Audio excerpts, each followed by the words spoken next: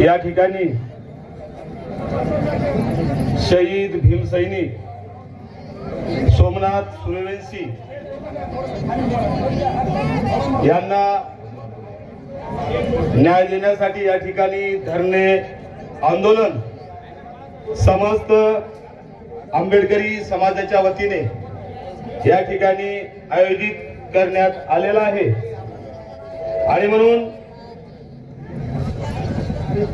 त्यांना या धरणे आंदोलनात आपण सर्वांनी मिळून न्याय द्यायचा आहे।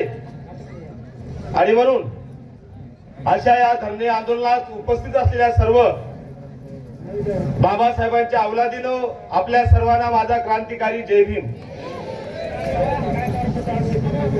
मी या ठिकाणी 2-3 कारणासाठी आलो। नंबर 1, आमचा जो भीम टायगर खऱ्या अर्थाने या ठिकाणी शहीद झालेला आहे, त्या भीम टायगरला या ठिकाणी मी दादासाहेब शेळके राष्ट्रीय अध्यक्ष भीम टायगर सेना आदरांजली वाहण्यासाठी आलो। नंबर 2, मी या ठिकाणी यासाठी आलो की खऱ्या अर्थाने या महाराष्ट्राचं नव्हे तर देशाचं आंबेडकरी चळवळीचं खऱ्या अर्थाने नेतृत्व जर कोणी करत असेल, नेतृत्वाचं केंद्र असेल, ते फक्त आणि फक्त परभणी, हे सिद्ध झालंय। गेल्या सोमनाथात आमचं, आणि म्हणून तुम्ही फक्त येणार नाही म्हणायचं, गेला आमचा सोमनाथ परत येणार नाही। गेला सोमनाथ आमचा तो आता परत येणार नाही। त्याचं मरण हा समाज वाया जाऊ देणार नाही। आणि म्हणून मी एवढंच या ठिकाणी सांगतो, माझ्या अगोदर कोणीतरी 2 विषय सांगले, विचार करा माझ्या बांधवांनो। बाबासाहेबांच्या संविधानाच्या प्रतिकृतीची मोडतोड झाली, काय कमाल आहे। ज्या बाबासाहेबांनी आजही 10 धर्म, 7,500 जाती, 29 राज्य, 8 केंद्रशासित प्रदेश, 7,500 जाती, शेकडो प्रथा परंपरा, या सगळ्यांना एका माळ्यात एका जागी ठेवण्याचं काम बाबासाहेबांचं संविधान करतं।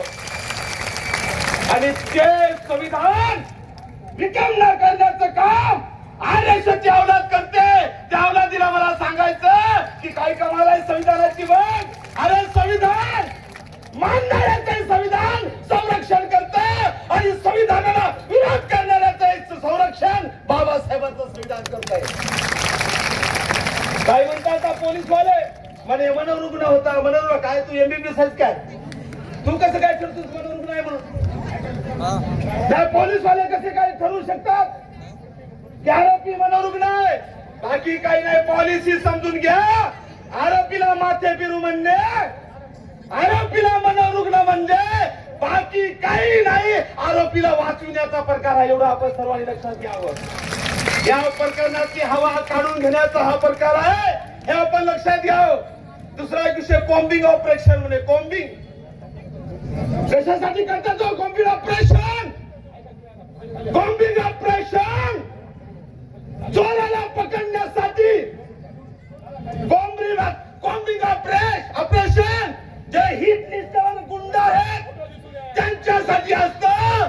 बाबासाहेबांच्या लेकराला पकडण्यासाठी कॉम्बिंग ऑपरेशन करत असेल तर माझा दावा आहे आंबेडकरी चळवळ, आंबेडकरी समाज संपविण्यासाठी इथल्या पोलिसांनी फडणवीसाची घेतलेली सुपारी आहे, बाकी काही नाही।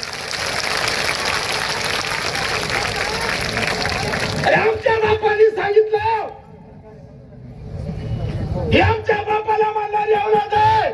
त्या बापाने 25 नोव्हेंबर 1949 ला सांगितलं की काय, यापुढे संविधान लागू झालं, दगडाची, गोळीची, तलवारीची कोणी भाषा करणार नाही। आपण करतो का? आपण तलवारीची भाषा करतो का? आपण गोळीची भाषा करतो का? आपण मारामारीची भाषा करतो का? अरे हा समाज फक्त आणि फक्त संविधानाची भाषा करतोय। मग प्रश्न असा निर्माण होतोय, मोडतोड झाली, जाळपोळ झाली, धिंगाणा झाला, मग कसा झाला? आणि झाला ना, मारझोड झाली, लुटमार झाली, गाड्या फोड्या झाल्या, पण तू कोण आहे? या ठिकाणी आरएसएसची औलाद बौद्ध समाजाला बदनाम करण्यासाठी, आंबेडकरी चळवळ संपविण्यासाठी स्वतः दिव्या शाली घालून त्या हरामखोरांनी धिंगाणा केला. मी पोलीस प्रशासनाला आवाहन करतो, माझ्या समस्त परभणी शहर आणि जिल्ह्यातील आंबेडकरी समाजाच्या वतीने त्या लोकांचा लवकर शोध आपण घ्यावं. माझ्या शब्दाला पूर्णविराम देण्यापूर्वी मी आपल्या सर्वांना सांगू इच्छितो की हा बाबासाहेबांचा समाज आहे. वेळ पडली तर काही माझे भाऊ सांगायला काहीच बरोबर आहे, पण ते अर्धे सत्य आहे. धिंगाणा करणं वाईट आहे, लुटमार करणं वाईट आहे, पण बाबासाहेबांचं संविधान सांगतं भारतीय दंडविधान पूर्वीच 99 आणि 100 अंगावर आलं तर शिंगावर घ्यायचं हे या समाजाला माहित आहे. आणि संविधानाची कलम मी फेकत नाही. 99 आणि 100 वाचा पूर्वीची, आता थोडा कायदा चेंज झाला, व्याख्या मात्र तीच आहे. म्हणून जाता जाता माझ्या शब्दाला पूर्णविराम देण्यापूर्वी मी या ठिकाणी एवढं सांगतो की आमचा सोमनाथ शहीद झालेला आहे.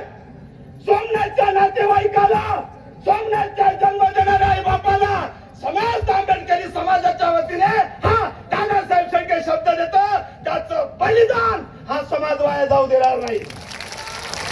आम्ही भाग्यवान आहोत, या मातीत बाबासारखी माणसं आहेत, हत्या आंबेडकरांसारखी माणसं आहेत, आणि लवकरच निश्चित देशातला सर्वात मोठा साहेबांच्या नेतृत्वात हा समाज सोमनाथचा पुतळा या ठिकाणी उभारल्याशिवाय राहणार नाही. आणि म्हणून सोमनाथ काय होता, 1 मिनिटाचं उदाहरण सांगतो, फार जुनं, माझं 1च मिनिट फक्त, आणि शब्दाला पूर्ण विराम देतो. सोमनाथ मेला राहू सांड होता, सांड माझ्यासारखा 87 किलो वजनाचा होता की नाही? टायगर होता की नाही? आवाज काढा. वाघ होता की नाही? टायगर होता की नाही? साप होता की नाही? त्याला अटॅक येऊ शकतो का? वाघाला येते का अटॅक? खोटं. हे सर्व साप खोटं आहे. आमच्या सोमनाथला कॉम्बिंगच्या माध्यमातून जो LLB करून त्या समाजाला न्याय देणार होता, बहुजन समाजाला. कारण आज महाराष्ट्रामध्ये सर्वात जास्त शिक्षणाचं प्रमाण बौद्ध समाजामध्ये आहे. आज महाराष्ट्रात सर्वात जास्त IAS IPS आमचे अधिकारी आहेत. हे काही अधिकाऱ्यांना बरं दिसलं नाही, त्यांचं जीवन उद्ध्वस्त करण्यासाठी जाणून बुजून शिक्षण घेणारे विद्यार्थी असतील, विद्यार्थिनी असतील, सोमनाथ त्यांना अटक केलं. अटक केलं ठीक आहे, पण पोलीस कस्टडी मध्ये थोड्यात सारखं मारलं त्याला, आणि त्यांना वाटलं याचं काही खरं नाही. यांनी कोर्टामध्ये डबल PCR मागतात बघा, सोमनाथचा मागितला नाही, तुम्ही चेक करा, पॉइंट चेक करा. यांनी डबल PCR मागितला नाही, याला वाटलं याचं काही खरं नाही. सोमनाथ कारागृहात जरी मेला असेल तर सोमनाथचा जीव, सोमनाथचा मर्डर, सोमनाथचा खून कोणी केला असेल, पोलिसांनी केला, या ठिकाणी मी जबाबदारीने बोलतो.